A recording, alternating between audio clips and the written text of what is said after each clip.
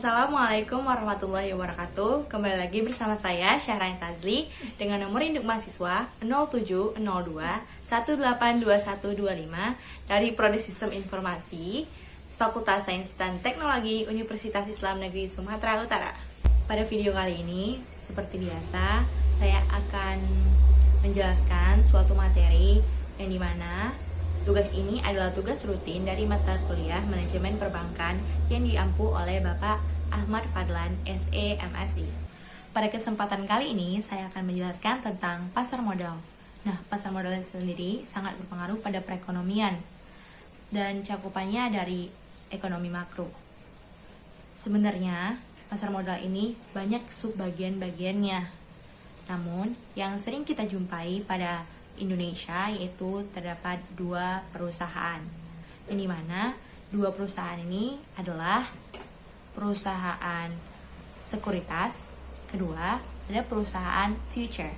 Oke, yang pertama itu ada perusahaan sekuritas, yang dimana perusahaan ini bergerak di bidang saham, yang dimana jadinya perusahaan itu memperjualbelikan saham-saham yang ada di perusahaan lain. Nah, contoh dari perusahaan sekuritas ini antara lain itu yang biasa nama perusahaannya itu PT bla bla bla, ada sekuritasnya. Seperti contohnya PT BCA Sekuritas, PT BNI Sekuritas. Nah, ini termasuk dari perusahaan sekuritas gitu.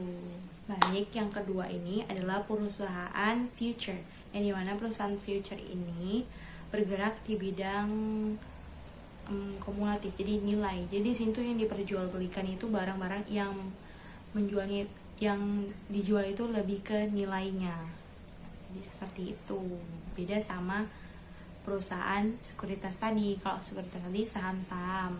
Nah, kalau sini lebih ke nilainya di perusahaan future gitu. Nah, contoh dari perusahaan future ini PT Cyber Future. Nah, ini termasuk dalam contoh perusahaan future. Oke, jadi perusahaan sekuritas dan perusahaan future ini merupakan juga suatu jembatan antara investor untuk berinteraksi di pasar modal. Dan juga pada perusahaan-perusahaan ini terdapat memiliki orang-orang yang berperan untuk berinteraksi ke investor, yang namanya itu biasa disebut dengan broker atau pialang, ya, atau pialang. Jadi pialang atau broker ini sebagai perantara antara investor dan perusahaan gitu.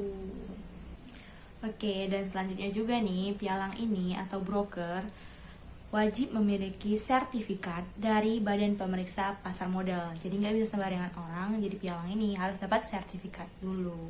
Nah, jadi tugasnya pialang atau broker ini tugasnya untuk menyarankan kepada investor untuk membeli atau menjual barang-barang atau nilai kepada investor, karena investor ini memiliki dana untuk perusahaan mereka gitu.